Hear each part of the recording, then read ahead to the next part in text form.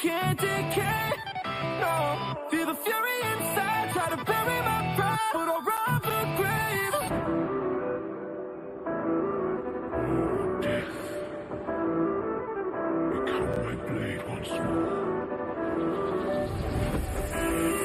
Carrying a cross and the hilt's already fading. Leather in my grip, I never miss my swing. River running red from the dead, escaping. Heaven or hell, take the land between. And I bear this weight that I'm under, and no force could tempt a kneel. I bend for honor only, no this seal is not real.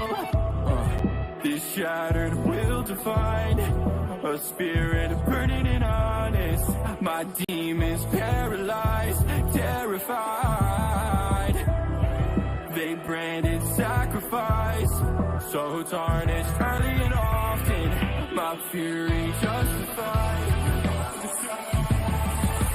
Sealed up my fate and break the embers. A scarlet taste, my blade remembers. Temper my crown, yeah, I wield what can't decay. No, feel the fury inside, try to bury my pride, but I'll rise the grave. My skin to stone, my flesh to honest. This gravity is daunting. The poison breath, this blind death cannot infect my conscience. Cause I've been here before, bloodstained wounds on altered doors. And I wish I was more, but I jail my doubts and errant souls, yeah. This shattered will define a spirit burning and honest. My demons paralyzed, terrified. They branded sacrifice, so tarnished early and often. My fury justified. I decide. Sealed up my fate and break the embers. A scarlet taste, my blade remembers. Temper my crown, yeah, I wield what can't decay.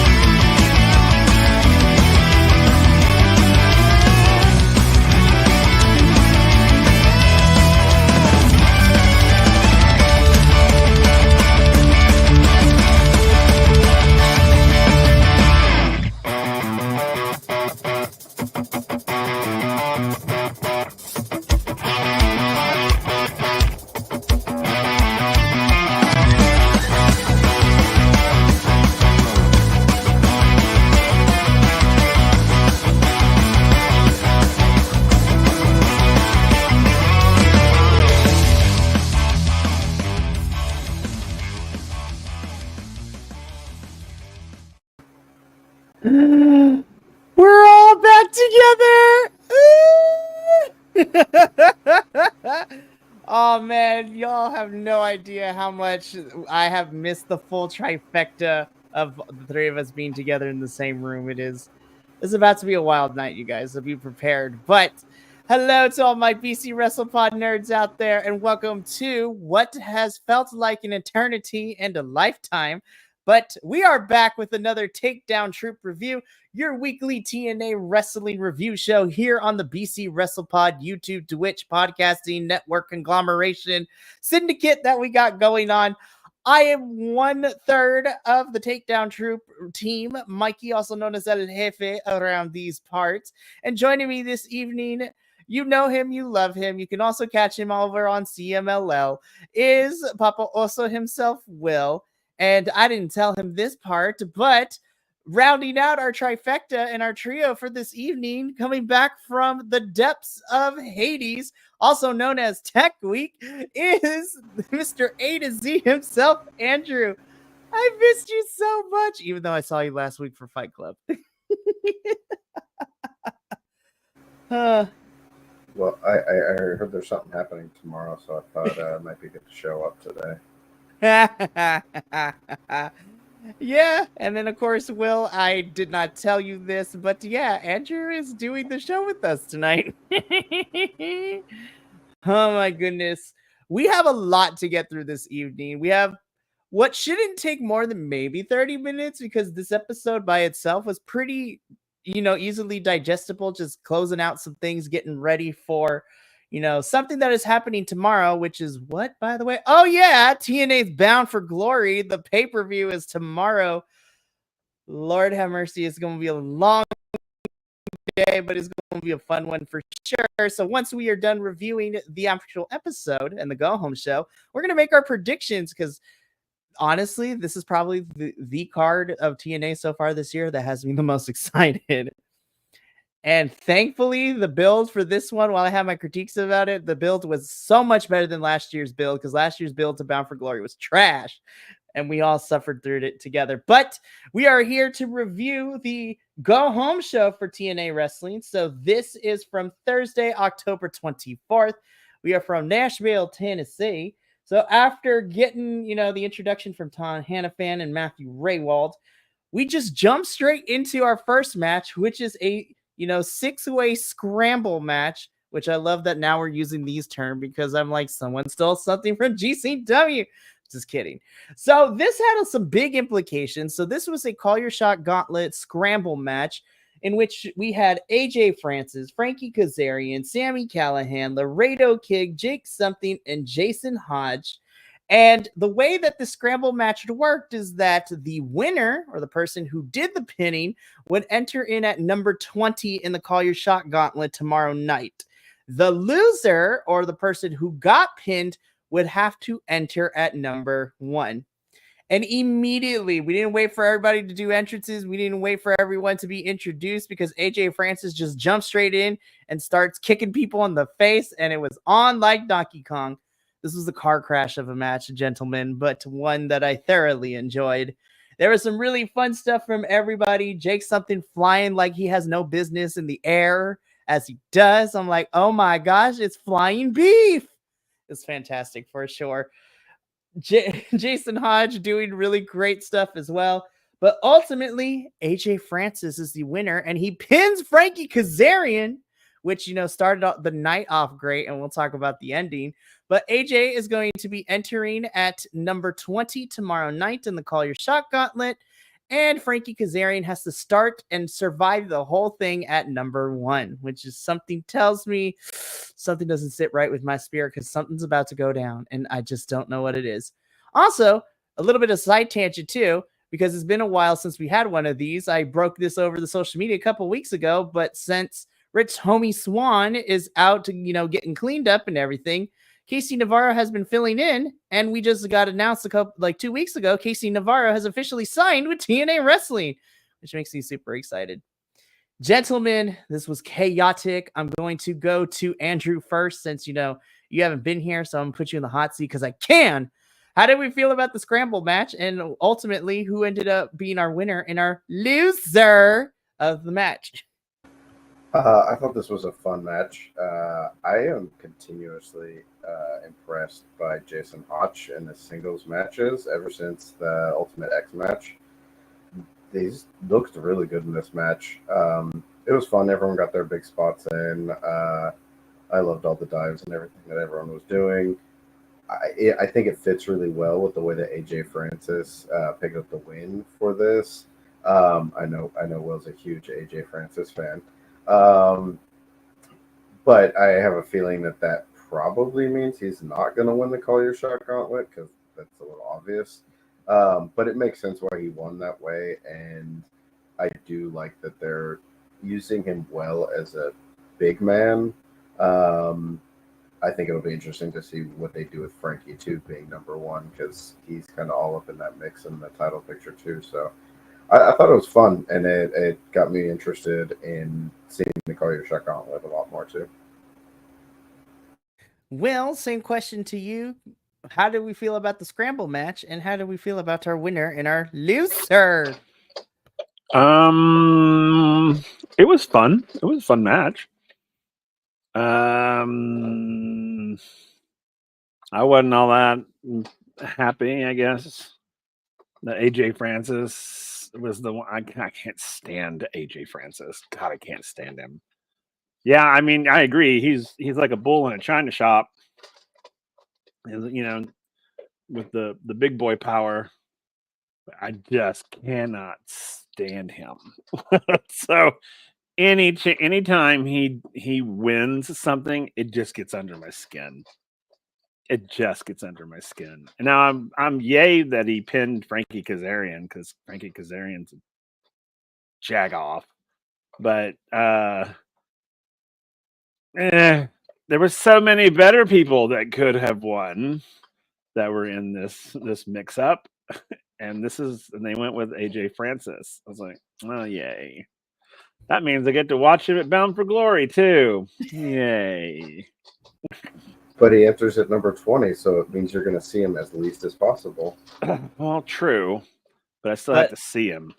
The downside is that depending on how long he lasts, since Frankie is at number 1, he has to start off the night. Ugh, I know.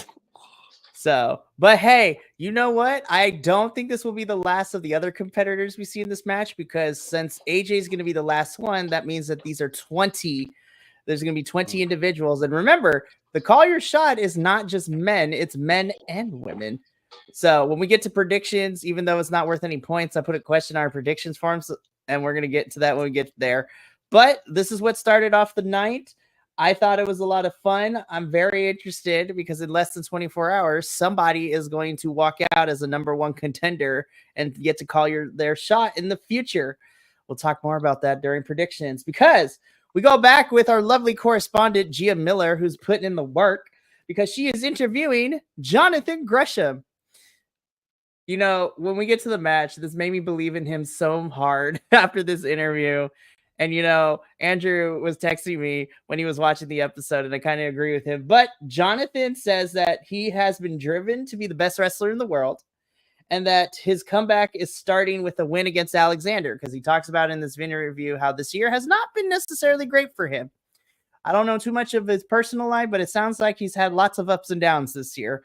But he's hoping to get back on the right track, and a win over Josh Alexander was going to help kickstart that off for him.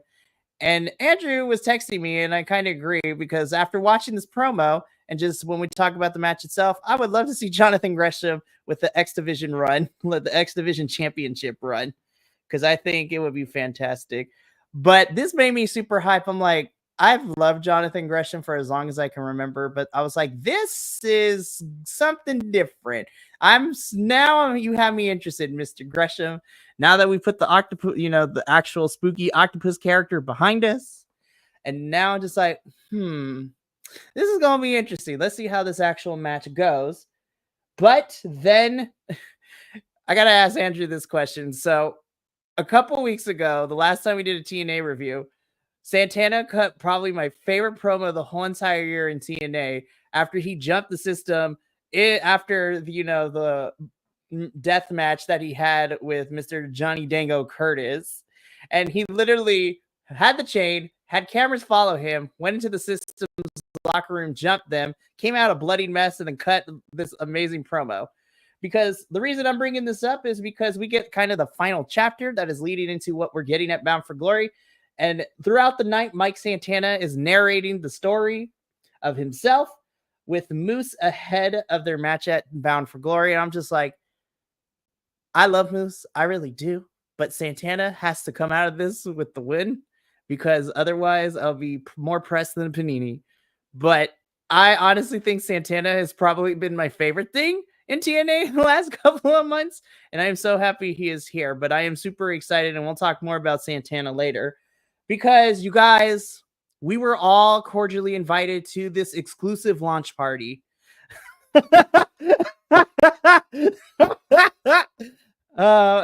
Yes, Andrew. Welcome back to the fold. Stupid Wrestling is here. It's fantastic. But guys, we were all exclusively invited to this launch party by Elegance. So we have, Ash by Elegance, and we have George Iceman, the concierge, however we want to call him. And, we get the debut of the new look from Heather, not Heather Reckless no more, but she is Heather by Elegance. Well, let me be honest here. Like, I thought this was corny. I loved it. Also, the crowd was my favorite part during this whole thing because then they begin to chant basic white girl. Basic white girl. I love this so much. And then, of course, as we had, the bottle of champagne, and as soon as I saw those 2 bowls of champagne, I'm like, somebody's going to go through that by the end of the night or by the end of this segment. And, Ash and Heather were doing their thing, but they were interrupted by Miss Zaya Brookside of all people. I was like, all right, here we go. Let's see what's going to happen. But girl, it's 1-on-2. Who you got as backup?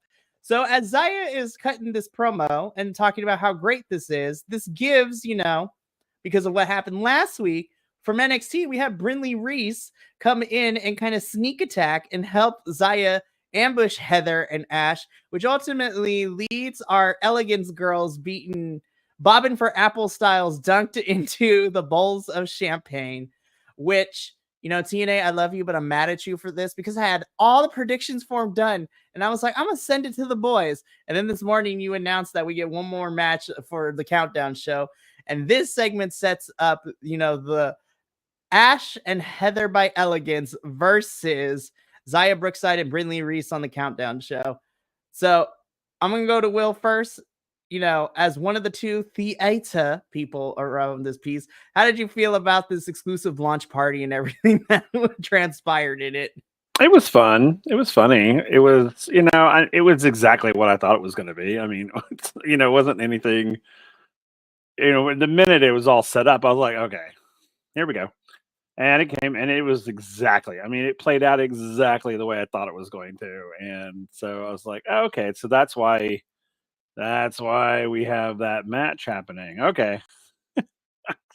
But it was fun. Like I said, you got to have sometimes you just got to have the corny with the serious. And I thought it was fun. It was, and I love Ash. So, I really enjoyed it. It was funny. It was fun. For what it was fun.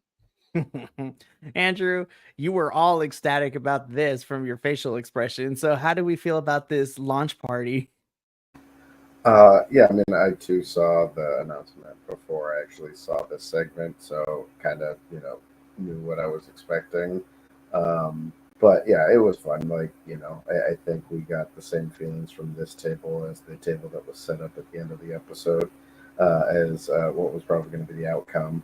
I'm looking forward to it because I think Zaya Brookside and Brinley Reese are going to be a really fun tag team. As someone who used to watch NXT, I became a really big fan of Brinley Reese. And I feel like the 2 of them, their energy pairs together really well, and I like what they're doing with Heather Reckless now, Heather by Elegance, and bringing that in there, especially because I feel like it's giving these 4 something to do away from either of the Knockouts titles, which is a lot of fun. Hey, look at that. We could do more women's story without the championship. I'm looking at you, other companies, right now, because we're struggling still, and it is 2024. Get it together. But speaking of getting me together, this next match got me together in the best way possible because, no contest, this was my favorite match of the whole entire episode because we had Josh Alexander versus Jonathan Gresham in a singles bout.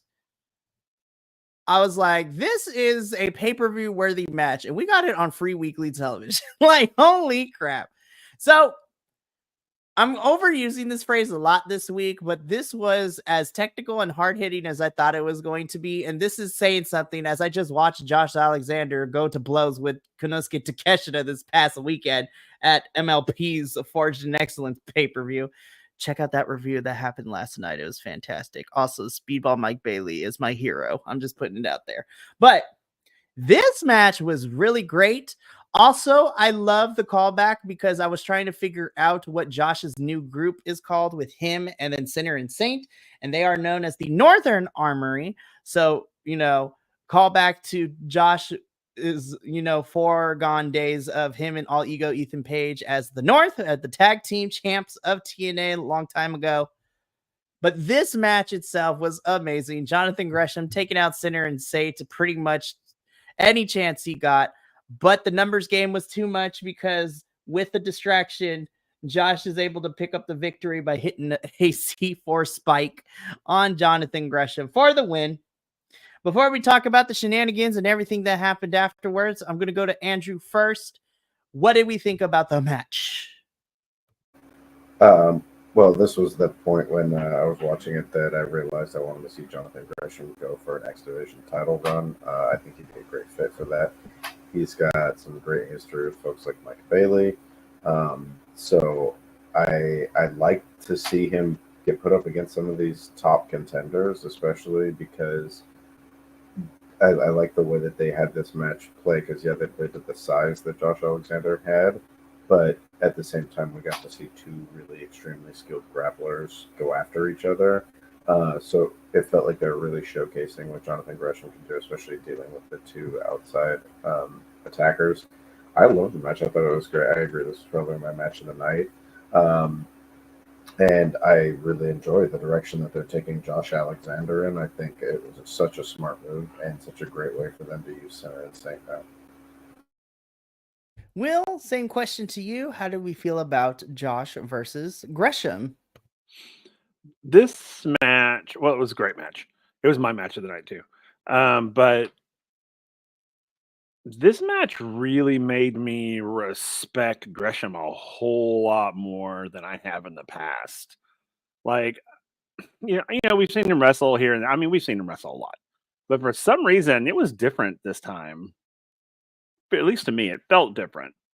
I don't know what it was. Maybe it's, his new direction, whatever he's going in, but whatever. But this was like the badass Gresham that we got when he was whatever that weird thing he was doing was, but not so like dark, I guess, because it was like, I mean, he was pounding that ring tonight. I mean, all three. He was taking on all three of them, and very successfully, I must say, until the distraction happened, and then, but I really kind of hope that they're working him to contendership or maybe even a title. I mean, because there was just something about him. I think maybe it started in the backstage interview, but I agree. There was something just hit me that I was like, God, dude, you really should be doing something more than what you're doing. They need to be doing something more with you. I think TNA has a really good opportunity with Gresham, and I really kind of hope they take it and they take him all the way to wherever they're going to take him to. But this was just savage and wonderful. This whole match was fantastic.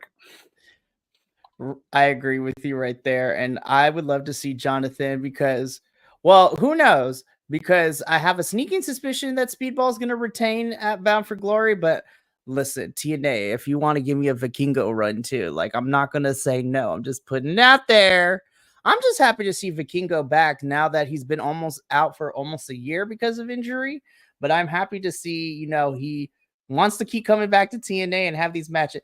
I'm telling you, I want this match to be amazing. And if this ends up being my match of the night, this will definitely put Speedball at the top of my list. And he will challenged as my favorite male wrestler of 2024.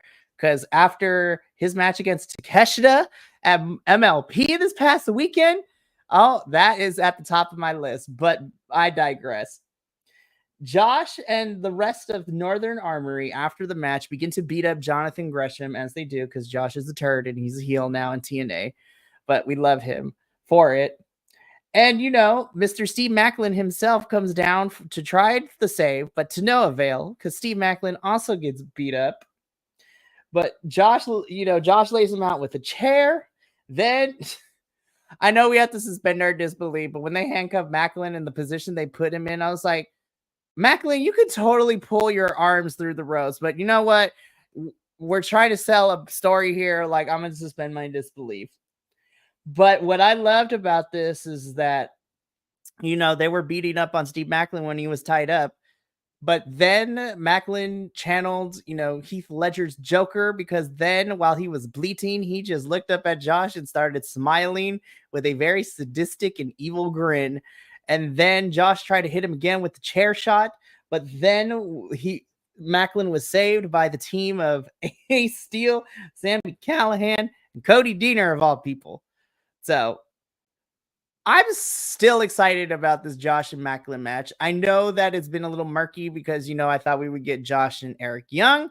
Eric Young got taken out like 2 weeks ago. So Macklin is up to face Josh.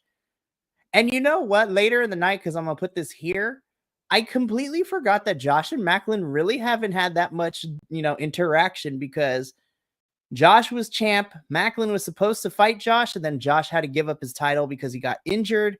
Macklin won the title at Rebellion last year and then had to give it up, you know, because of injury as well, which then that's where we got, well, he got injured before, but that's when Alex Shelley won it at Against All Odds and had that run for the remainder of 2023. So I'm excited for this match for Josh versus Macklin. This is going to be the first time that we really see them go one-on-one, because it's like 2 shifts passing the night due to injury. They didn't get to have the match that they were supposed to with a championship on the line. But now we get this match finally happening, and I, for one, am excited. I'm excited to see Sinner and Saint to get more prominent featured roles. They're probably going to involve themselves in the match tomorrow night. And I'm excited to see who comes to Steve Macklin's defense, because I smell a 3-on-3 coming shortly. But we move on because we just jump straight into our next match. I don't care what nobody says. Miss Wendy Choo, I am so happy that you are being utilized so much on television the last month or so, because just a side tangent, I love that NXT just gives no F's about everything, because I literally just saw Wendy Choo kidnap Tatum Paxley on television, and everyone knows that, and they just like, oh, okay, and go about their business. But Wendy Choo is in TNA land this week because she is taking on one half of our Knockouts Tag Team Champions, and Miss Jody Threat. The more that I see Jody on my screen, I love that the crowd is so more and more behind her and Spitfire. I was just like, Jody has probably been one of my favorite new additions to the TNA roster this year. And I'm so happy she's finally getting her flowers. But this was a standard one-on-one match. Well, I say standard, but we'll get to the ending. I thought this was a really fun match. I love that we're still using the pillow as the most devastating thing that in Wendy Choo's arsenal, because, you know, we have seen Wendy take people out with that pillow. But because of the distraction, this allows Rosemary to cause a distraction to pull Jody Threat's neck onto the rope, which allows Wendy Choo to hit the sleeper Unagi for the win. And Wendy Choo beats and pins one half of our Knockouts Tag Team Champions, which I didn't mind, honestly. So Will, I'm gonna come to you first. This was the only Knockouts match we had this episode. So how do we feel about Wendy Choo versus Jody Threat? I enjoyed it. I liked it. You know, it's funny. I actually enjoyed all of the matches in this episode, which was kind of weird. It's like I, you know, I mean, you liking wrestling? no, but I mean, Yeah. it's like, you know, I'm just kidding. remember the last time we were here, you know, how it was literally like, Ooh, what is that happening? episode was rough. Yeah, and it's like, oh look, they learned from whatever goof ups they did last time, because all of the matches were really good. The overall show was really good, I thought. And this was just I was, you know, I love Wendy Choo. I think she's great. And of course, I love her and Rosemary together. They're just two creepy twins that are awesome. And of course Jody Threat, I love all of them, but anytime the women wrestle. But I thought this one was pretty good. I liked it. I thought it was very typical. I mean, I knew what I was gonna get. You know, because Wendy is she does what she does, and that's what she does. It would be cool if she mixed it up a little bit, I think sometimes, but I love what she does. But I kind of got exactly what I was expecting from this match, and I think I would like to expect something unexpected, you know. So yeah, but I liked it. It was really good. Mm-hmm. Alrighty, Andrew, same question to you. How do we feel about Wendy versus Jody? I mean, it was kind of, the expected what we're going to get. One half of the tag team that's going to be facing. I feel like it's either this or like what we get in the next match in setting up for the big pay-per-view coming up. We're going to get tag champs in some way or form, or champions in some shape or another facing off against their opponents in a match that's going to be different than what we're going to actually see. But it was fun. I think it's smart having Wendy wrestle because she is the rare commodity between her and Rosemary in TNA. Sounded like something was up with Danny Luna, so she couldn't be there. But I think still it was a smart choice to have Jody Threat wrestle, even if Danny Luna could be there. I agree with you, Mike. I love what they've done with Jody Threat and really Danny Luna, putting these two together, because at first it seemed like kind of like, okay, it works, but they're kind of throwing together a tech team, and now seeing them over this, almost a year of them. Okay, no, this made sense. I see what you saw, and both of them have really benefited from working together. This match was fun. It was a great showcase for both of them to kind of go against each other and see what we're going to get for the tag team match. I don't mind the finish because it made sense for the people that won, but also, I mean, this might be a spoiler for our predictions, but I feel like we're not going to see a title change, and this kind of leads me in that direction.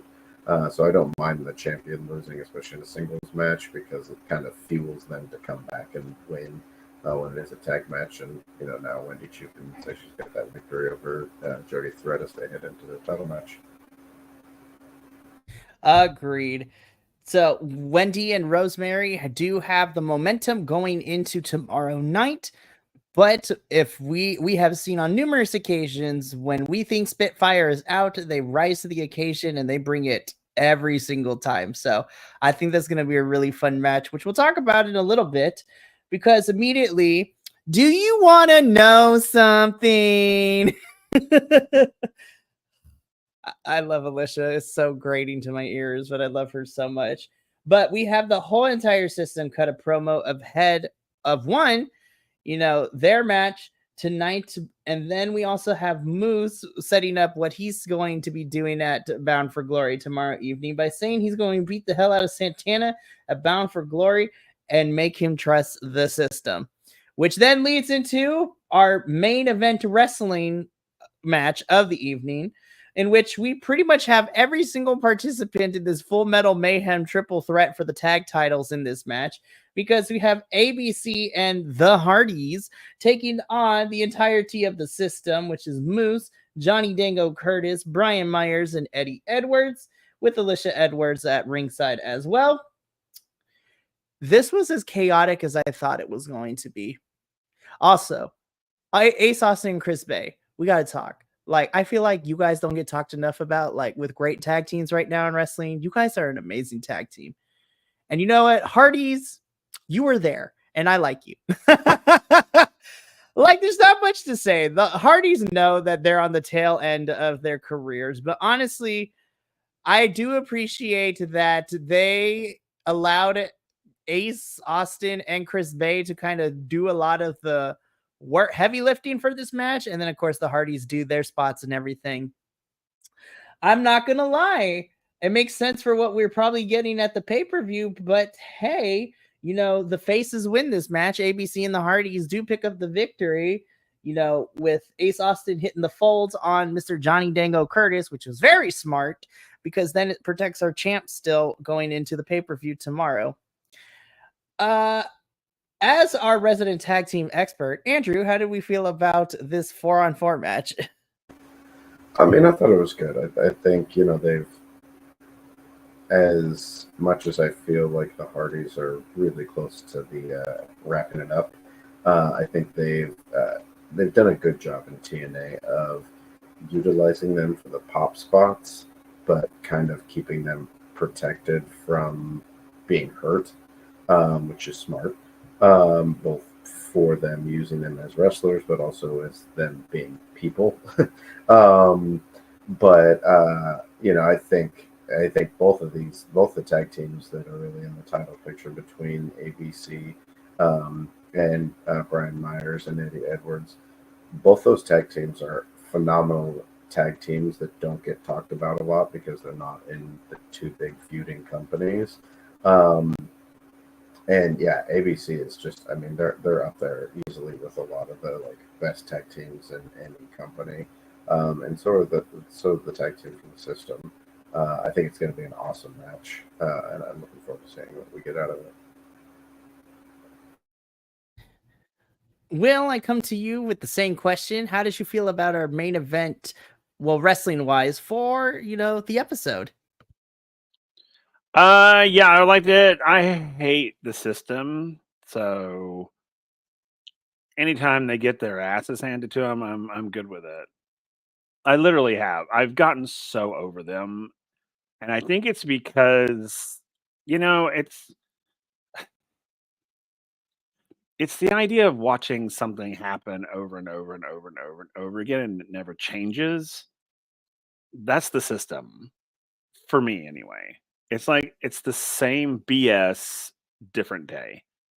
And it's like, again, like I was saying, just mix it up a bit for me. It's like I get it. You're the bad people. I get it, but my God, bad is more than just what you're doing.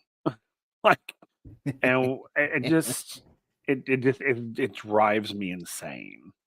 And it's beginning to get to the point because actually, when the system first came on, I actually kind of dug them. I was like, okay, this is a cool faction. I like this.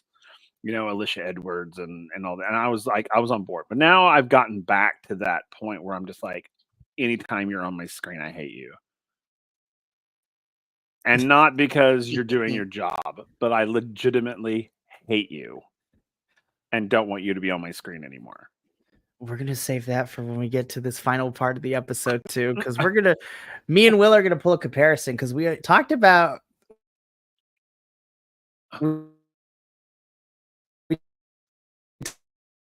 talked a little bit about this last night, but we'll talk about it again here. But before we go on to the wrestling gods found me, you guys. They're coming for my internet.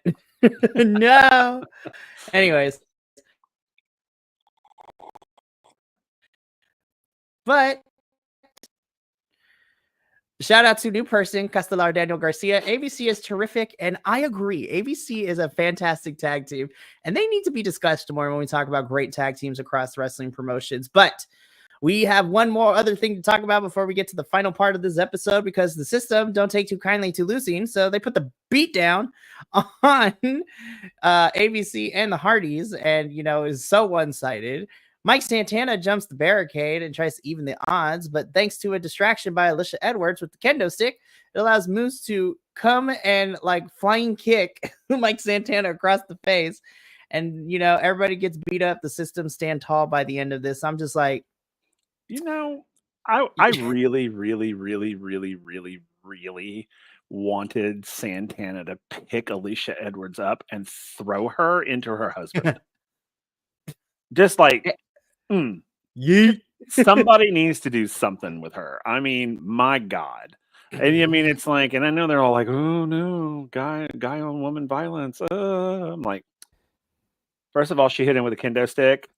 Tell that to GCW, because we have seen some good, non-gender specific wrestling. It's fantastic. I mean, come on. It's this again. This is where I get earlier. It's the same crap every time. Alicia Edwards comes in, hits somebody, goes, "Oh no, don't hurt me because I'm a woman," and then the person that they attack gets attacked by somebody else in the system. It's the same formula. It happens over and over and over again. So next time, guys, if anybody's listening to us, have somebody pick her butt up and toss her out. she can, to her husband, he'll catch her. It's not like he's gonna throw her into into a turnbuckle or something. I mean, come on, give us something. It drives me insane that she's untouchable. Ugh. Ugh. The system. I hate the system so much right now. Will's just kidding. He loves them. I'm just kidding. Yeah. He loves them just as much as he loves Charlie Dempsey. Anyways. Yeah, with his new porn stash. Disgusting. So they should put Charlie Dempsey and Lexus King in a tag team together. Well, you'd be over the moon. Oh, I would be. And especially if they got matching, dyed beards and mustaches. Yeah. Oh my. So what Will is saying is that if he loses this TNA Predictions League, forget a wrestling singlet. We're gonna make a t-shirt with Charlie Dempsey's face that says Charlie's biggest fan on the front of it, and Will has to wear it. Excuse me. Well, Will, you better not lose this Predictions League then, because there's only 3 pay-per-views left this year for TNA. It'll be my luck. I'll lose, I'm pretty sure. Because I'm always picking the underdogs. I know. It's very fair. I'll never win because it's But you know what? In other leagues, I might be joining you in that wrestling singlet because I'm not doing too hot. And I think Professor and Minnie are beating me in WWE, so I need to catch up. But anyways, we then go into the final portion of this evening, in which we have, the contract signing for both of our, title championship matches, the singles ones at least, where we have Nick Nemeth and Joe Hendry, respectively, for the TNA World Championship. And then we have Jordan Grace and Masha Slamovich for the Knockouts Championship. I mean, we get the typical, last words from everybody. And I also need to bring this comment up from also Mr. Castellar, Daniel Garcia. Joe Hendry is the Deadpool of pro wrestling, and that is the best comparison that we could definitely make. This man is everywhere, and he breaks the fourth wall all the time. But in this particular segment, everybody says their final words. Then we get, all 4 sign the contract. And I was like, you know what? Nothing happened. It was great. Nothing crazy went down. I was like, this is actually a good contract signing, as it should be. And then I spoke too soon because Frankie Kazarian's bitch ass interrupted the whole proceedings. But by the end of this, I did not get mad that he interrupted, because before we get into the fun part of what happened to Frankie, I have a bone to pick with you, because last night during the MLP review, me and Will over here had to talk about Bully Ray of all people, because he made an appearance over there. I was so happy that Raj Desi put him in his place in the match. I was like, thank God he won, because I was going to be mad if he lost to Bully Ray of all people. Technically, he did on night 1, but Raj and Bhupinder definitely put QT Marshall and Bully Ray in their places on night 2. But I digress. The reason I bring up Bully Ray is because last night, I said, and Will also backed me up in this, that we don't like Bully Ray's character as a wrestler. He's just a pompous, misogynistic asshole. And Frankie Kazarian kind of towed the line a little bit here. When he called Masha Slamovich and Jordan Grace toots, I was just like, I'm just yelling at my screen. I'm like, Jordan and Masha, beat his ass. Beat his ass. Beat his ass. He called them broads too. Yes, that too. He called them tits and broads. I was like, ooh, Frankie, you done messed up. And he told them not to get emotional.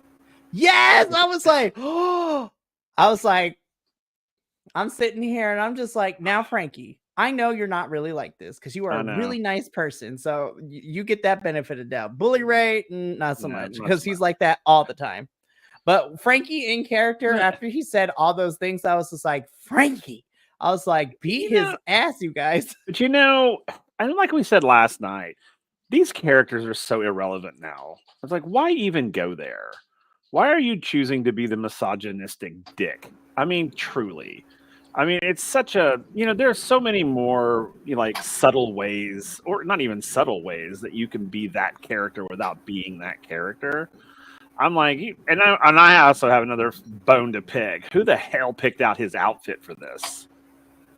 What the fuck was that? I think both did a teenager pick your shit out? Because my God. I think both those things answer your questions. They're getting the exact effect that they want you to have with Frankie Kazarian. No, it's like, well, I mean, I agree with it. It's like, who the hell picked out his costuming? He's like the late 40s, early 50-year-old who just recently got divorced and is trying to go out and meet 20-year-olds at the club. Trying to be like his, trying to dress like his kids. Andrew, I believe me and you coined this phrase, like, because Frankie Kazarian's getup reminds us of like that one dad who's going through a midlife crisis. That is exactly how I view Frankie Kazarian. Like, he just got a divorce. He's going through a midlife crisis. So instead of buying a Harley like every other white suburban dad, he decides to revert back to his college frat bro days. And this is exactly it. This is like an early 2000s college frat bro, very misogynistic, very homophobic, probably. But thank goodness we didn't go that direction, because if TNA went there, I may be like, TNA, me and you may have to take a break for a week or two, because no, we can't do that. And I'm looking at all the talent. Yeah, I don't think the other people in the locker room would be okay with that either, but I digress. The reason we bring this up is because, as Andrew stated, this is exactly what it's meant to do, because we hate Frankie Kazarian, which made what happened next the ever so sweeter for us, because, all four of all the champions and the challengers had enough of Frankie Kazarian shit, so to speak.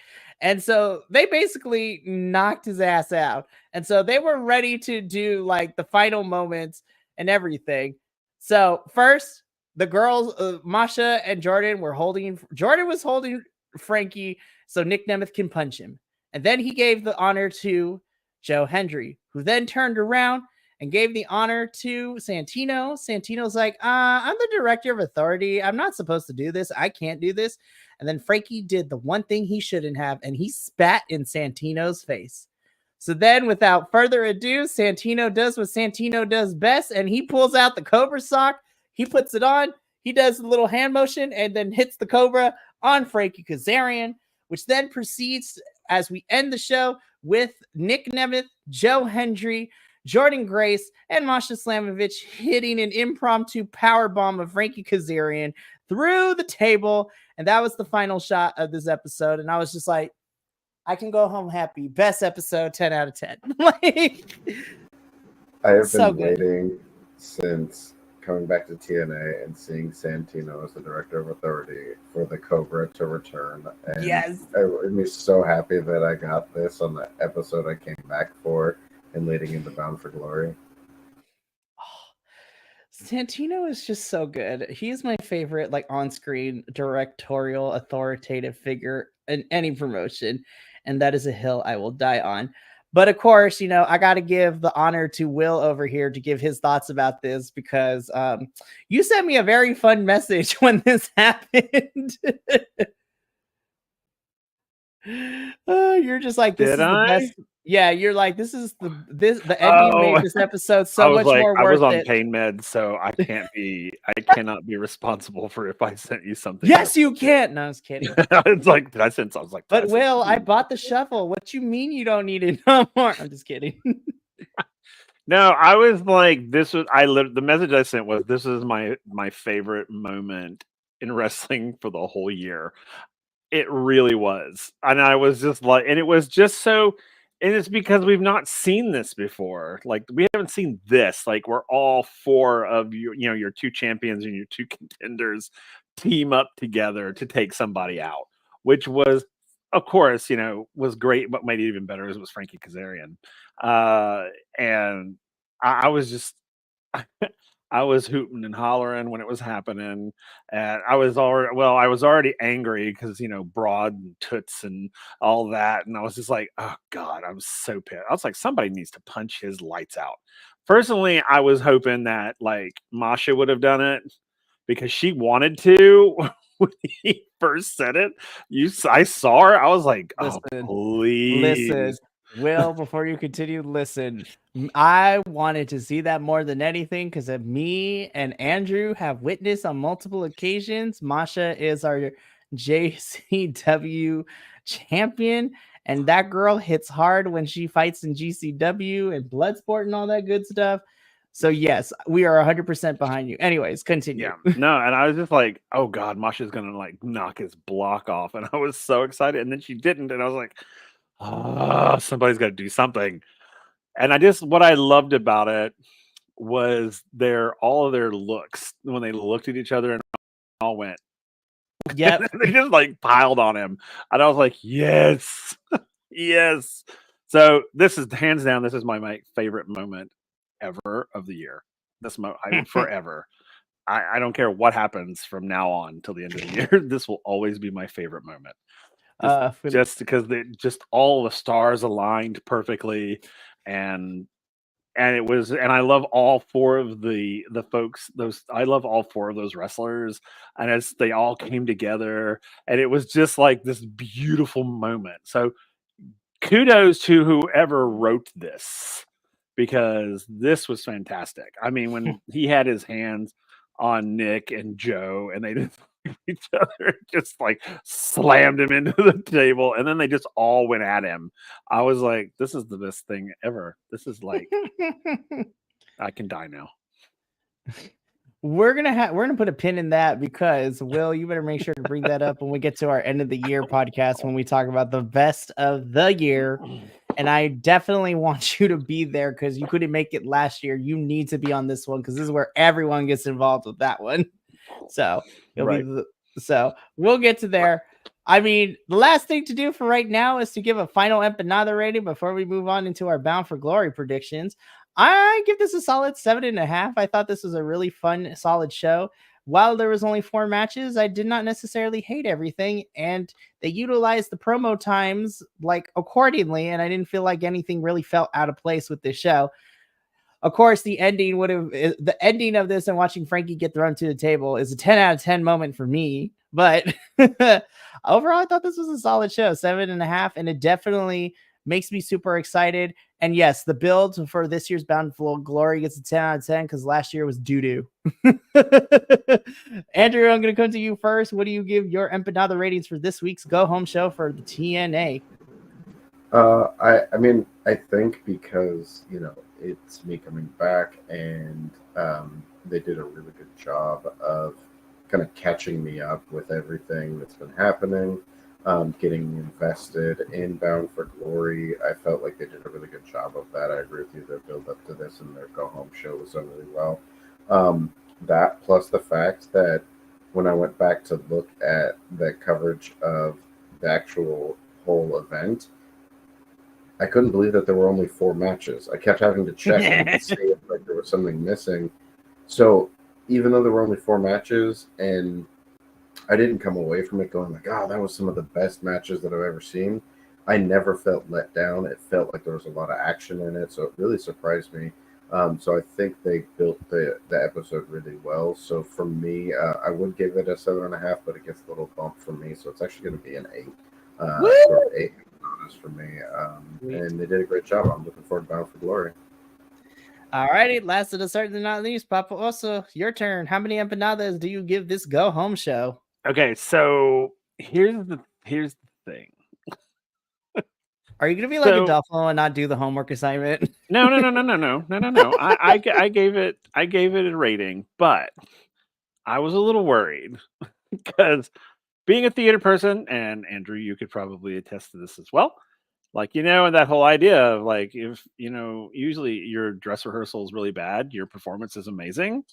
And this is the dress rehearsal, and it was actually good. So now I'm a little worried that Bound for Glory will not be as good as it was last year. So I got a little worried. I was like, oh crap. I actually liked everything that happened in this episode, and I really enjoyed this episode. I mean, I gave it an 8.5, and because I really enjoyed everything. I didn't have a down moment in this episode. The only reason it got an 8.5 is because of the system. Truly, because I'm tired of their BS. They're the same crap over and over again. But I was just like, oh God, this doesn't. And then my favorite moment of the year happened, and I was like, oh, this is it. That's it. Bound for Glory is gonna suck, and I'm gonna be so pissed, because And of course, I mean, they do have a lot to live up to because last year's Bound for Glory was freaking off the hook.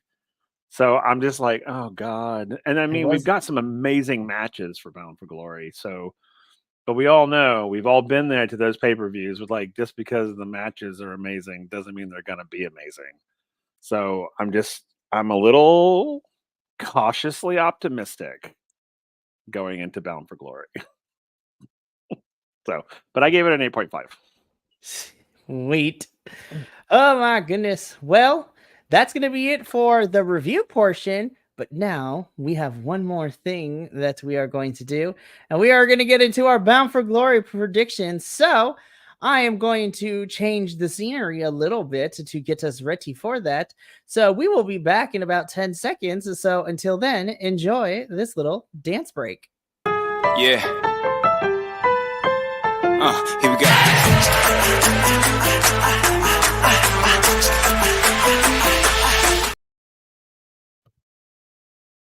And now here we are at the change of scenery. So now we are in our pay-per-view overlay, which is a lot of fun. But now we are going to finish off this particular episode of Takedown Troupe by going through our Bound for Glory predictions. I hate predictions. I really do. They're fun. Because I'm always having to like pick like, oh, do I pick on technical or do I pick because who I want to win? You know, because who I want to win usually isn't who wins. So, and I'm just like, I hate doing predictions. Hate it. This is why I'm going to probably so low on the totem pole with predictions, because I literally pick who I want to win and they never win. Hey, but you know what? Sometimes picking with your heart does pull through, because that is exactly how I had the biggest comeback this year, because I was in last in the AEW predictions poll, and I did nothing but pick with my heart, and it pulled me back into first place. So I was just like, thank you, Forbidden Door. Anyways, tomorrow evening is Bound for Glory, which is going to be taking place live from Detroit to Michigan. I should have hit up Chris to see if I can go stay with him to go watch this. But anyways, I digress. But we are going to be doing our predictions. So, including the new match that got added this morning, I have included it in the slideshow. So, we're all going to be able to talk about it. And we have video proof of who picked what. So, we are going to be doing this. But really quickly, Bound for Glory's countdown is going to be pretty busy because we have 2 matches. But we also have some things that I want to go through quickly, because TNA does their Hall of Fame ceremony here at the Bound for Glory Countdown Show. And this year on the Countdown Show, they're inducting Rhino into the Hall of Fame, which is, you know, a thing. And also Bob Ryder, who is also an important figure in TNA's history throughout the company as well, which I'm super excited to talk about. But let's get into why we're really here, because the first match of 2 on the pre-show is this one. It is going to be Ash and Heather by Elegance, taking on the team of Zaya Brookside and NXT's Brindley Reese. I don't really need to go into too much detail as to how we got this match, because we just talked about it in the Go Home show. I am going to be honest. I love Zaya, I love Brindley, but I'm gonna be picking Ash and Heather by Elegance on this one. Like, I think that the Mean Girls should get the first victory. Zaya and Brindley get the second, and then we get one more match for a blow off. So I'm picking Ash and Heather by Elegance. Andrew, I'm going to come to you first. Who do you got winning this match on the Countdown Show? I think that Ash and Heather are probably going to win, because I feel like they're going to continue doing stuff with Ash and Heather. I feel, especially since Brindley Reese is, you know, an NXT star, I don't think they're going to pick up the victory here, because they're not really going to be a tag team. So I'm putting my money on Ash and Heather, probably through some shenanigans, but it should be a fun match. And then, Will, we come to you. Who you got winning this one? I don't remember who I chose. So this was brand new. So this was just announced this morning. Was this not on the thing? This was not on the predictions. Oh, thank God, because I was like, I don't remember who I chose. So I'm going to go with Ash and Heather, just because Ash by Elegance. I love Ash by Elegance, and I want her to win. So that's who I'm going with. You know, that is very fair. and I am okay with that. So then, probably what's going to take up the majority of the pre-show is going to be our second match, which is the Call Your Shot Gauntlet. So there was a question on there. This is not worth any points, but do we see a big return here? I have selected yes, we're going to see a return because Bound for Glory tends to be the Call Your Shot Gauntlet is where we get lots of surprises and returns. Last year we had the surprise of my personal favorite, Miss Sunny Kiss, being involved in there. I love Sunny so much. But this is definitely going to be a smaller Call Your Shot because I believe last year was 30 participants last year. Yeah, it was 30 participants last year. This one's only 20, but I still think it's going to be fantastic. I'm making a prediction here. I don't know if he's going to win, but I actually think Frankie's going to make it to Final Four. I think Frankie makes it to Final Four. And then depending on what happens from there, if Frankie wins, I think he's cashing it in at the end of the match on the main event for Bound for Glory. But I think the Call Your Shot's going to be fun. It was fun last year. So hopefully this is going to, get the crowd hyped or ready to go, because from here, we now enter the main card, and I do not care what anybody says. There is not a bad match on this main card for me personally. But let's talk about the first one, because this one has had a wonky build given to missing parts and everything. But we're going to begin for the TNA Digital Media and the International Heavyweight Championships. This is PCO, our champion, defending his titles against Mr. Matthew Cardona in a Monsters Ball match, which I'm super excited for because I'm a freak. Anyways, so this has had a wonky build because Steph DeLander was supposed to probably play a more integral part to this, but because she had to go out because to get surgery on her neck, I don't know. Like, I'm going with my heart on this one. I love my little Frankenstein little monster. I'm picking PCO, but I'm not gonna lie. If a Matthew Cardona run with these titles is a thing for TNA, I am not going to be opposed to it because Matthew Cardona is a piece of shit. And I'm here for it. Anyways, but I'm picking PCO to retain the championships here. PCO has a better track record when it comes to Monsters Ball, but who knows? Matt Cardona might be the one that kind of like dethrones that record for Monsters Ball for PCO. Will, I'm going to come to you first. Who do you have winning this match? PCO all the way because I hate Matt Cardona. As and you I absolutely should. love PCO. I mean, I love PCO. It's like, if ever there was a sort of cheesy, stereotypical character that I absolutely am in love with, it is PCO. I freaking love. Plus, mad respect to the man. Seriously. So, Will wants to be PCO when he grows up. I do. I want to be able to do the things that he can do at his age. And get up and walk away from it. Next on TNA, we'll see Will and PCO fight it out in a Monsters Ball match. Funny thing, and this has nothing to do with this. Now, funny thing is that there's a local wrestling company here in the town that I live in, and they are actually holding open auditions. Do it. I've got so many things wrong with me. My God, I would die. But I was just like, I drove by there and went, "Oh, hey!" Or maybe you should audition to be a ring announcer,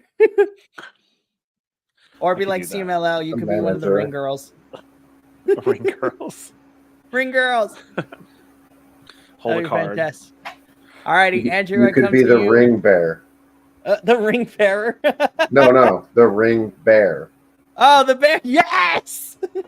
Because then we'd get into bear baiting. Yeah. Is it bear baiting though? Anyways, Shakespearean. Sorry, I had to go to Shakespeare. I love it so much. Andrew, I come to you next. Who you got to winning this match? As a GCW faithful, I cannot believe you're not showing respect to the indie god, the Deathmatch King. I'm kind of hoping that Matt Cardona wins. That's who I picked, because I feel like the digital media title has been kind of floating for a little bit. And I think putting it on Matt Cardona, even just for a short amount of time, could bring some more light to that title and potentially have someone hold on to it that brings in some challengers that can really make that division something like all the rest of them. Listen, even their beef is not done, but if Matt wins, can you imagine a TNA match if they do Matt Cardona versus my favorite gay superhero ever, Effie? Yes, bring Effie into TNA. That would be amazing. Yes, Effie and TNA, yes. Or have Matt Cardona bring over that International Wrestling Championship over to GCW or something. That would be great. Matt Cardona versus Rina Yamashita for these titles. Anyways, so I think this match is going to be fun. I've never been disappointed with a Monsters Ball match. I'm super excited for this. But let's go on to our next match. The fact that this is not a stipulation match is crazy to me, but I think this match is going to be hella brutal. But in a singles match, we have Moose versus Mike Santana.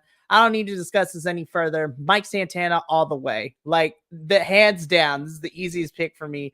Mike Santana needs to win this match because you have had his ass been handed to him by Moose in the system, and you have been building him up as this vendetta-esque, character. So I am picking Mike Santana to win. I gotta support the Puerto Rican homie. So Mike Santana for me. Andrew, I'm gonna come to you first. Who you got with this one? Santana. Easy enough. And then Will, do I even need to ask? I Santana is who I chose, and I want this match to be bloody. Yes. I want him to annihilate Moose. Make it a no DQ match. Like, I literally want Moose to be a bloody pool on the floor when he's done. Yeah, the fact that this is not like a no DQ street fight match is kind of crazy to me. But who knows? It might start as a regular one. Moose might do some underhanded stuff, and then it gets restarted as a street fighter and no DQ. I want to see Mike Santana choke Moose out with that chain he had in his hand, or punch him in the face with it. This is going to be a war, and I am super excited. So we've all picked Mike Santana. I'm so excited for this. Next up, and what is probably going to be a show of broken ladders, broken dreams, and hopefully not broken bones. But for the TNA World Tag Team Championships, we have them going to be suspended in the air for the first time in 15 years. But we are having a full metal mayhem match for these ladders, chairs, tables, steps, you name it. Anything and everything is up for grabs to be used as a weapon. But the only way to win this is that you are going to need to pull those championships from the top of the rafters down to you.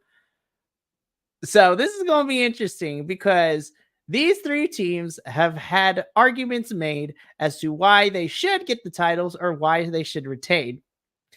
So I am going to go first, as much as I hate them so much because of the fact they just got them back.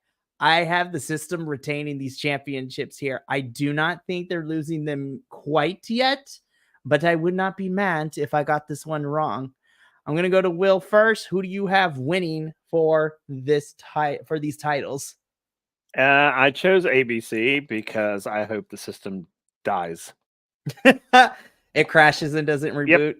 I don't, and I don't have a problem with this title being switched out quickly. I mean, it should be. You have so many talented teams. Why wouldn't it go from one to the other? That's I mean, fair. I get it. I mean, I understand longevity, and you were like, ooh, you want someone to retain for a long period.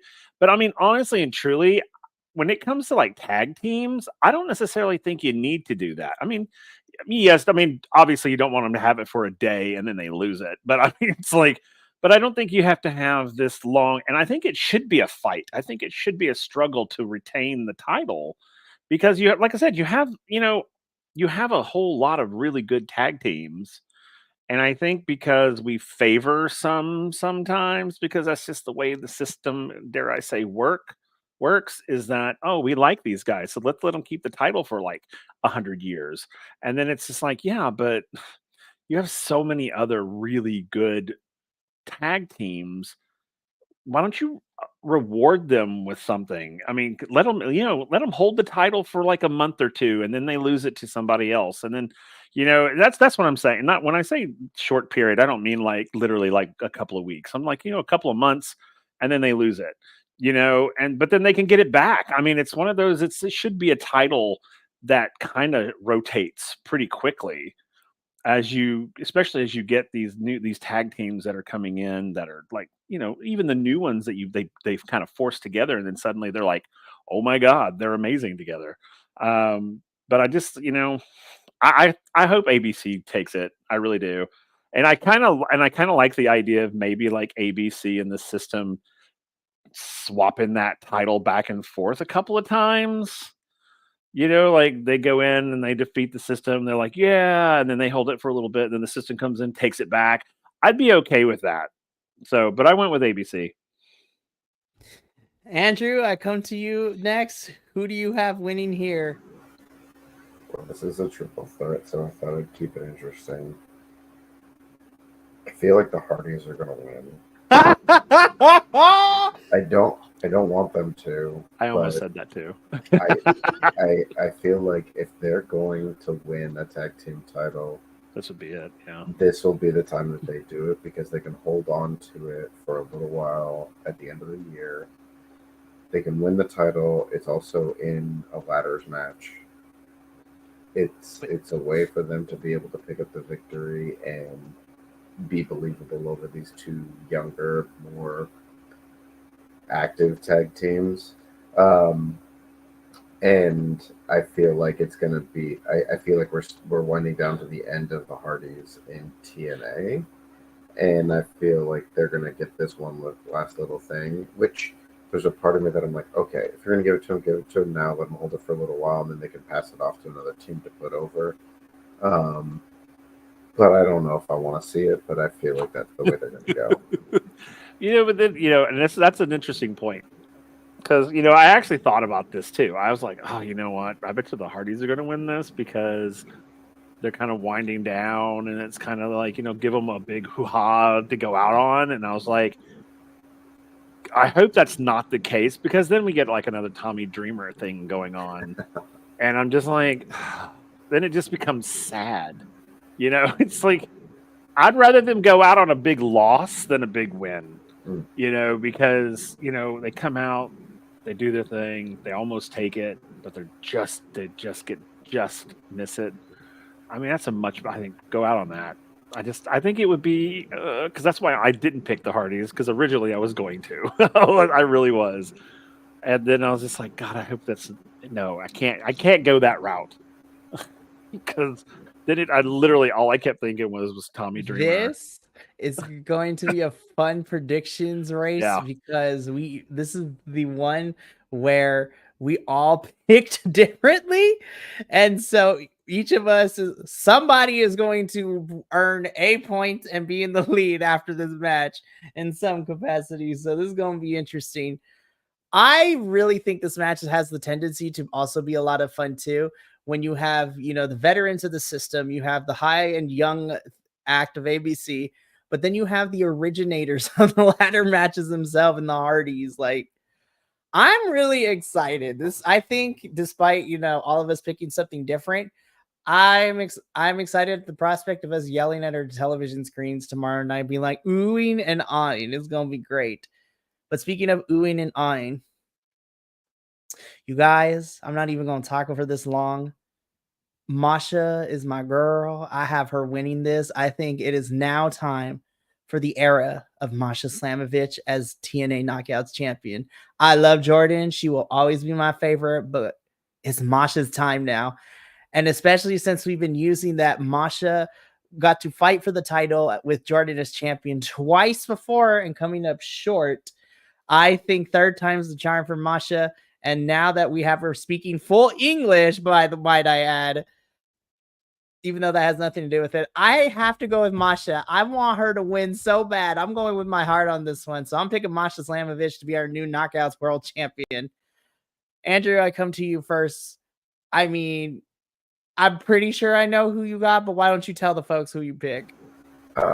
I gotta go for Masha. I can't wait to see her show up to GCW, holding that in the JCW. Yes. Title. But also, someone's got to take the title off Jordan before she signs with NXT. Yeah, and it makes sense. Jordan has done so much more than I thought she was going to be able to do with this title run, because of essentially all the big names that she was facing to get to the title shot were either injured, went to other companies, retired, whatever. And they did such a good job finding her great opponents to face off against. But she doesn't need to be the champion anymore. It's run its course. And I think it's a great story of her losing this title to Masha, and it's Masha's turn. They're both young, great, top women in the sport. And I hope the best for both of them. I know I jokingly said about her going to NXT, but I think that's a very high likelihood. And I think Masha will eventually be going somewhere else too. But I think it's her time to be the top of the Knockouts division. Oh, absolutely. And, Will, me and Andrew, I continue to forget this. And Andrew reminds me every time we watch GCW. Masha is only 26. So she's still a baby. And she's wrestling like she's been wrestling forever. Oh, Masha is so good. Anyways, Will, I'm coming to you next. I mean, I'm pretty sure I also know who you picked, but for record, who do you have walking away as champion? Yeah, I went with Masha as well because I agree with everything that Andrew said. I think that Jordan's had a hell of a run with it, and I think that this would be the perfect opportunity for TNA to hand it off to someone who, again, I think could hold the title for a long period. Mm-hmm. And I think, and again, I love Jordan Grace. I think the world of her. But I really do. I think even she may think that it's time to pass it on. It's one of those, it's like she's held on to it and she's held on to it well. She's defended it well. And I think that they chose Masha because I think Masha is like a true challenger. She's one of the ones that I'd be like, could definitely dethrone her at some point. Mm-hmm. So this makes total sense. So I'm really kind of hoping that this is them handing it off. I agree with you too. I think this would be a really cool moment because, with Jordan's contract coming up at the beginning of 2025 and, her exploring other options, whether she wants to go to NXT and WWE or she wants to go elsewhere, I think this is the perfect opportunity because when Jordan leaves, I think this is a great opportunity for Jordan to proverbially hand the keys to the kingdom and the torch to Masha because Masha is the other knockout. Not to say the other women aren't there because I love our knockouts division, but when I'm thinking of, who is going to be the next poster child, the face of the knockouts division once Jordan's contract is up and if she chooses to leave, to me, Masha is the next person in line to be that champion for TNA's knockouts division and to kind of go for a run with it. I think if their last two matches are any indication of how amazing they were, I think this is this is my most anticipated match outside of another one we'll talk about in a little bit, but this is probably the match I'm looking forward to the most because the last two matches were amazing between these two. And I expect nothing less from Jordan and Masha. But yeah, I'm really excited. I really hope that TNA pulls the trigger on Masha because I think she's earned it. And I think it's time for her to kind of run this division a little bit. So we go from this championship match into somewhat of another championship match. This one's a little bit easier for me to call, in my opinion. I still think it's going to be great, but for the TNA Knockout World Championship, we have Spitfire, which is Danny Luna and Jody Threat, taking on the team of Rosemary and NXT's Wendy Chu.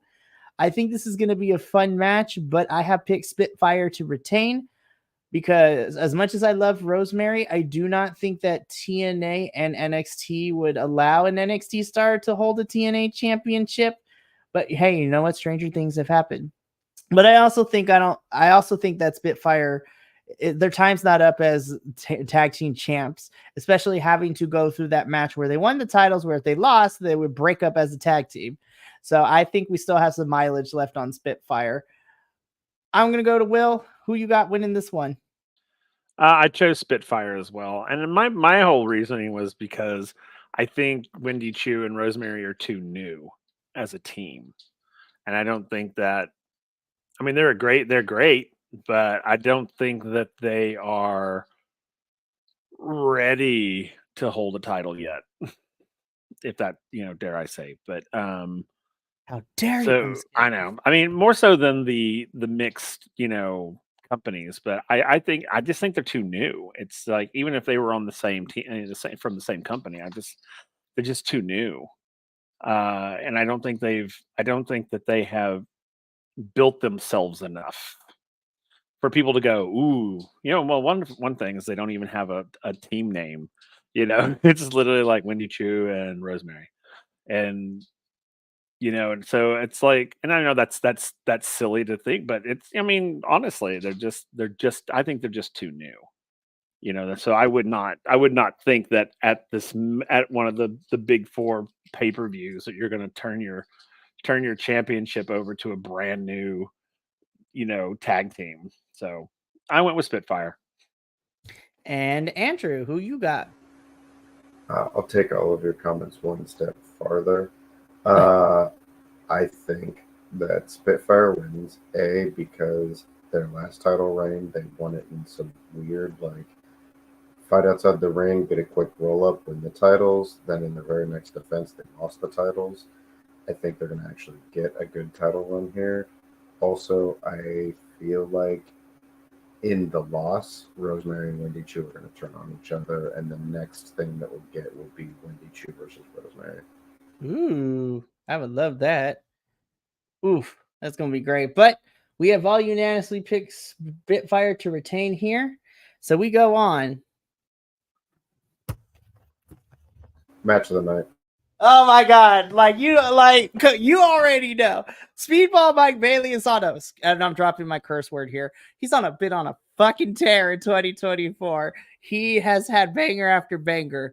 And do I wish it was against like a TNA talent? Sure. Yeah, that's cool. But it's flipping Vikingo, you guys.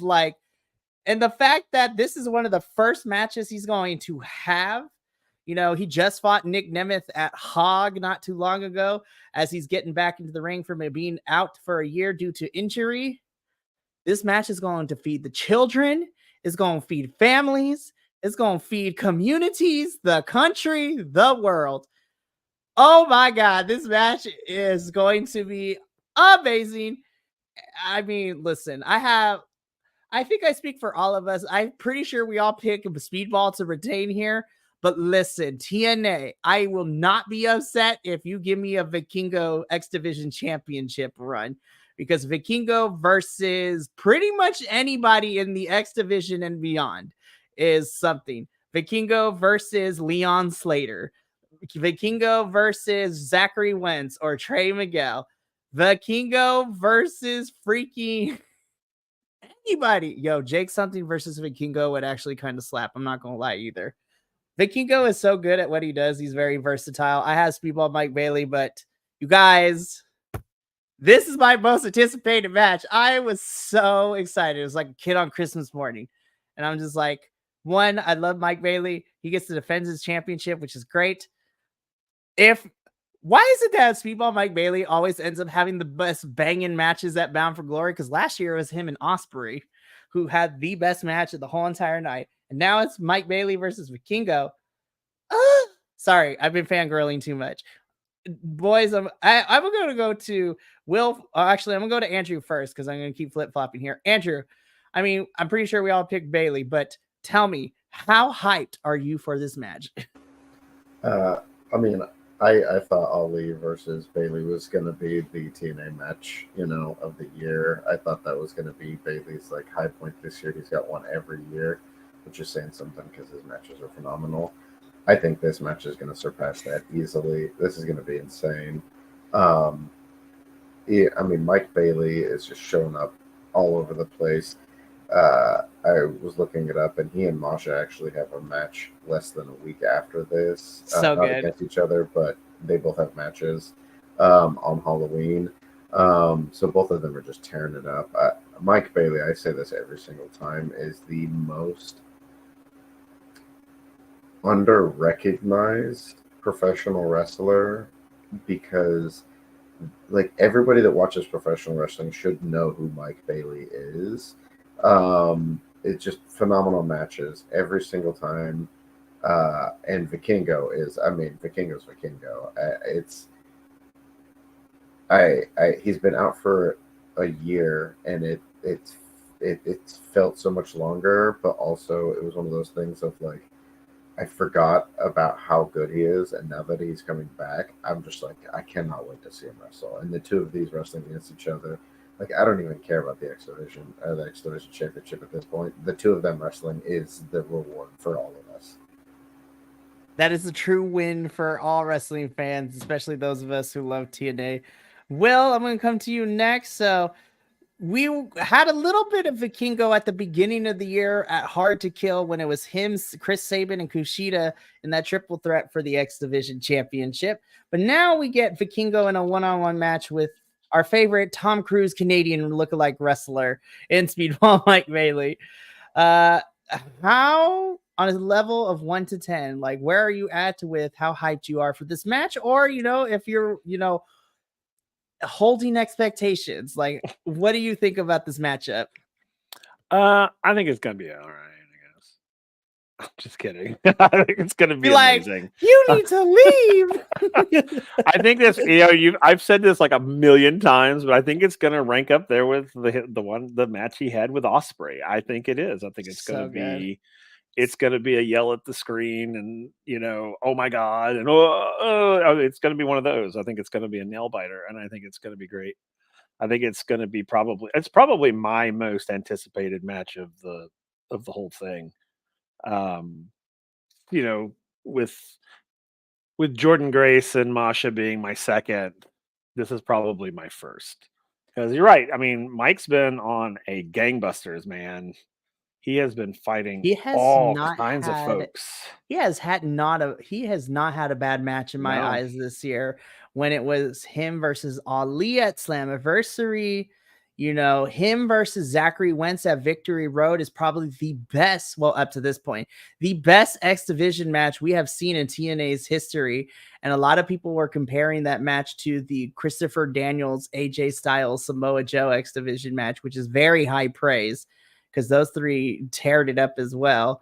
He had an absolute bar burner against Konosuke Takeshita night one of MLP's Forge and Excellence this past weekend, and that match is up there. It was so good.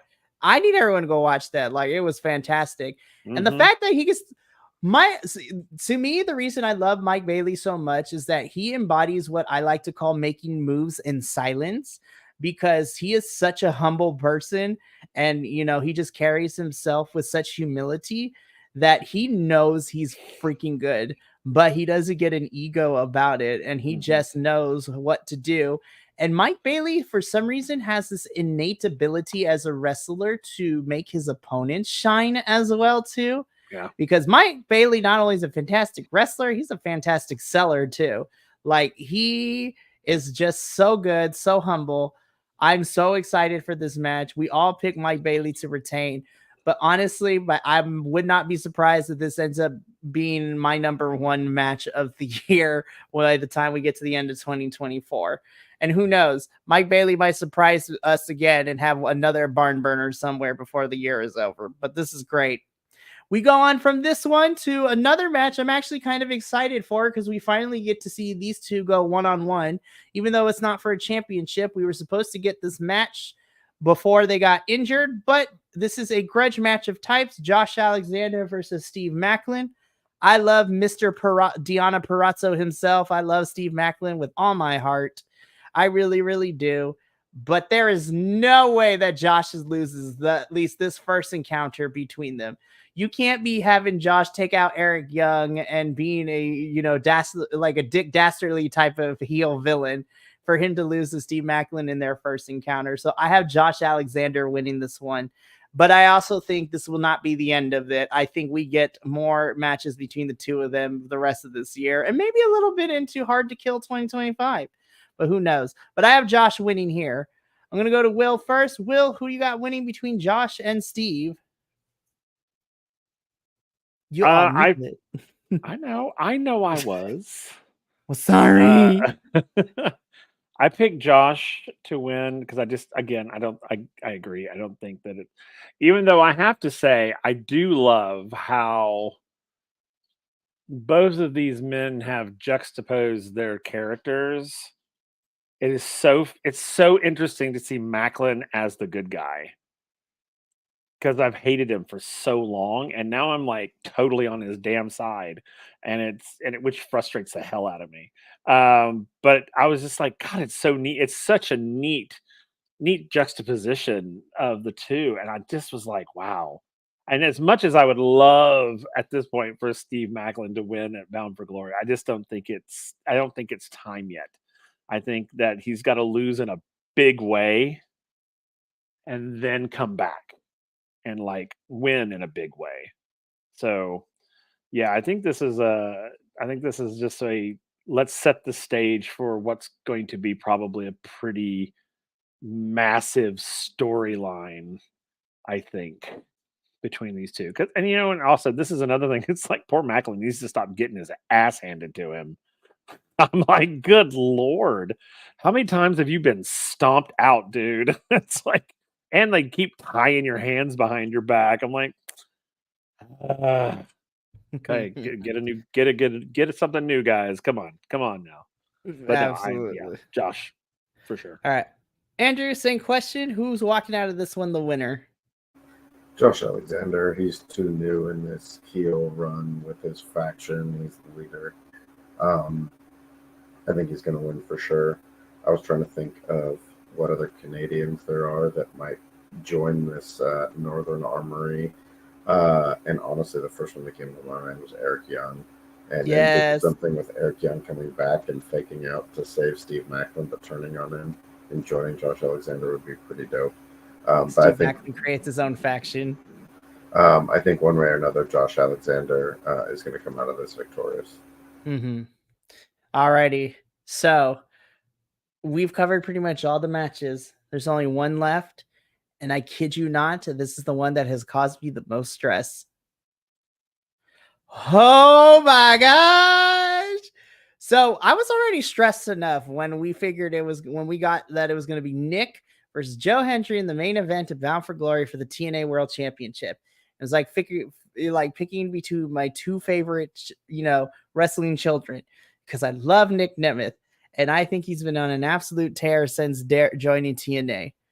But then we have Mr. Deadpool of wrestling himself, Joe Hendry, and how much over the last year and a half that we have been doing the Takedown Troupe reviews, from the highs and the breakup of Joya to him being kind of lost in the shuffle a little bit, to now being outside of Josh, being probably the face of TNA right now in terms of the men's division.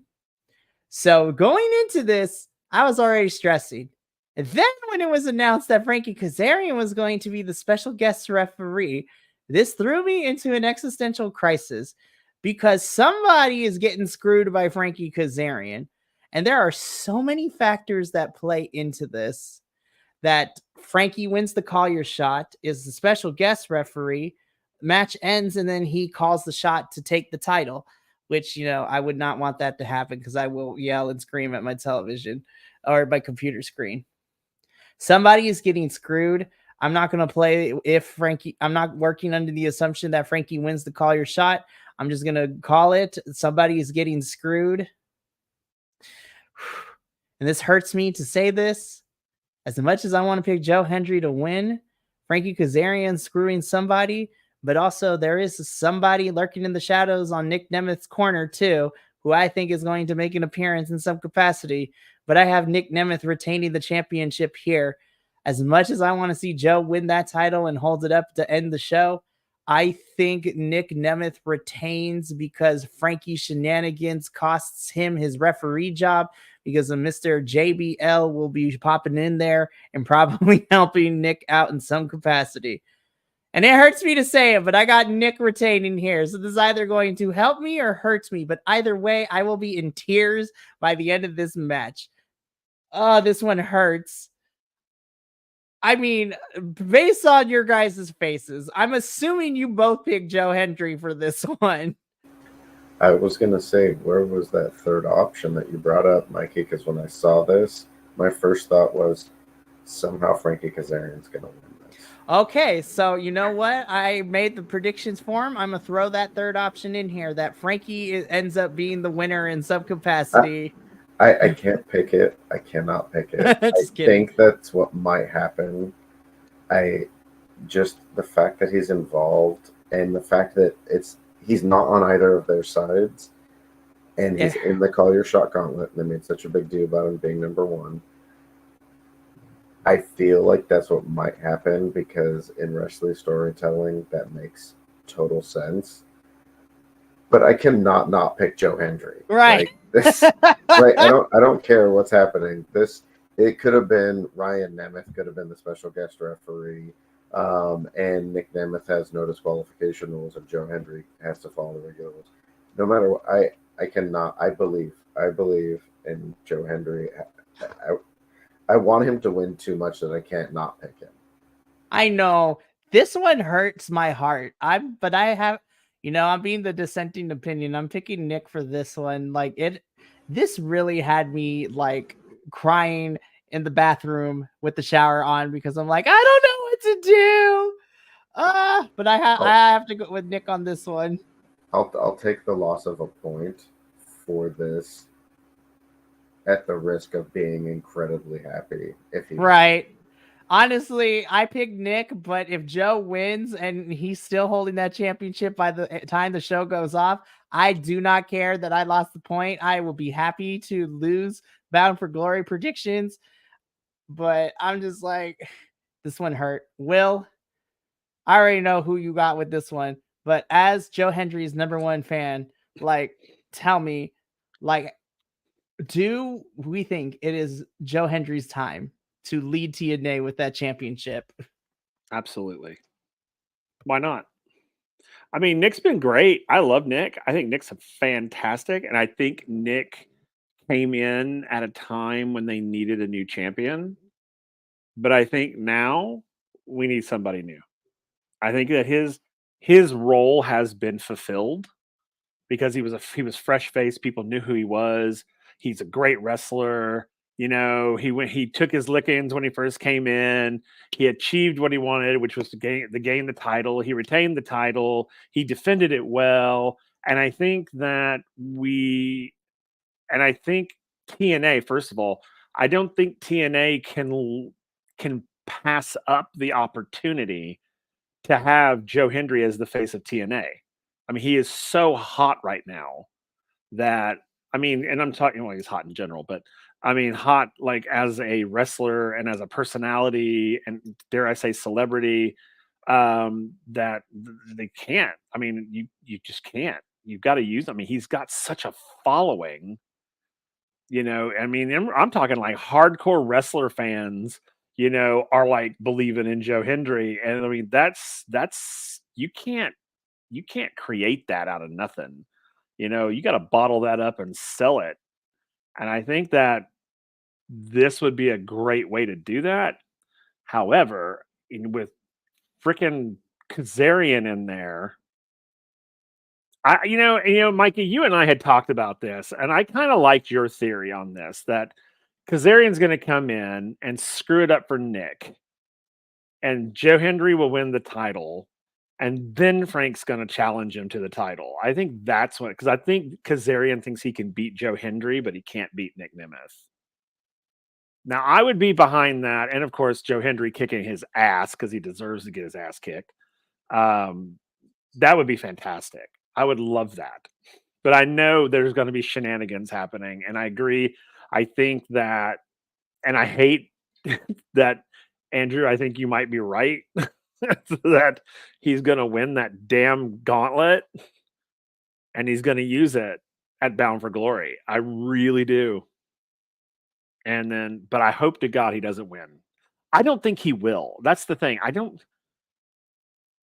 Because Frank Kazarian's character is so two-dimensional. I mean, there's really no depth to him. So I can't even imagine him being an interesting title holder.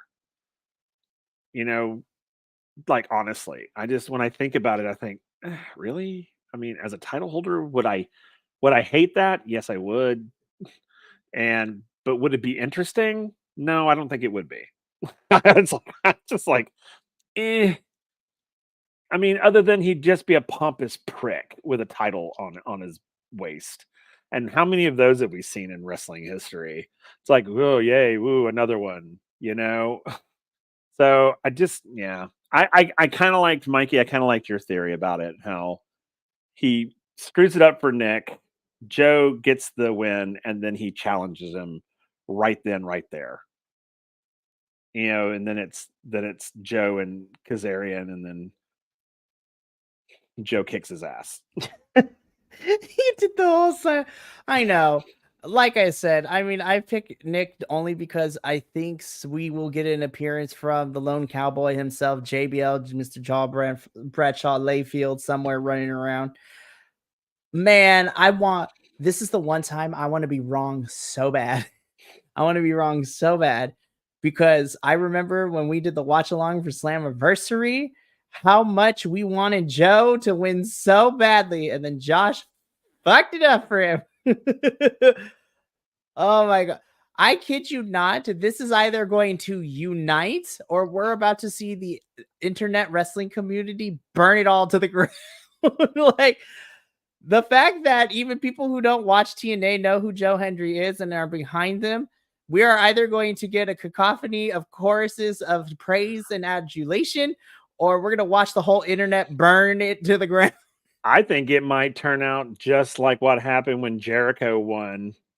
Oh my god. The whole world went insane.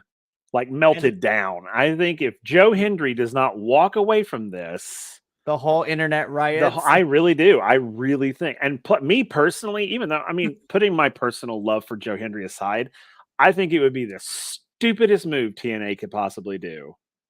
Don't put Joe Hendry in a title run in a major pay-per-view unless you're going to give him the damn title. This because is a big four for TNA. Yeah, if you give him the title, my God, TNA will explode.